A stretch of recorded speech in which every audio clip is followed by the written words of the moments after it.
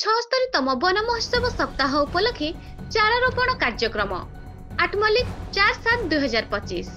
Athmallik one विभाग जुलाई 1 तारिख रु 7 तारिख पर्यंत वन महोत्सव सप्ताह पालन करुवा अवसर में शुक्रवार आठमल्लिक वनखंड अधीनस्थ खंबीश्वरपाली ग्राम निकटस्थ तलईपथर संरक्षित जंगलर 19 नंबर कंपार्टमेंट ठारे एक चारारोपण कार्यक्रम अनुष्ठित हो जाइछि।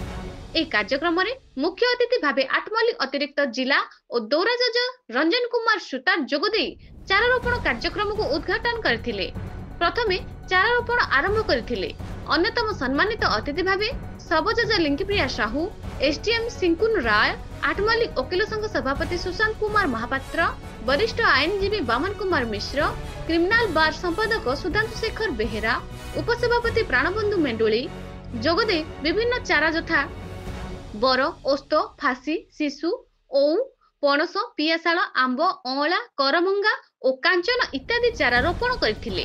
कार्यक्रम को आठमल्लिक वनांचल अधिकारी सुनील कुमार साहू, वनपाल सुब्रत कुमार शतपथी, वन विभाग संयोजक देवानंद नायक और वन विभाग कर्मचारी माने परिचालन करथिले। ए कार्यक्रम रे शुक्रवार 600 चारा रोपण कर जायथिले ओ तलईपथर संरक्षित जंगल 19 नंबर कंपार्टमेंट अंचल रे आसंता दिन में 20,000 चारा रोपण कर लक्ष्य धार्य कर वनांचल अधिकारी श्री साहू कहते। आठमल्लिक गोविंद चंद्र नायकों रिपोर्ट आगामी टीवी।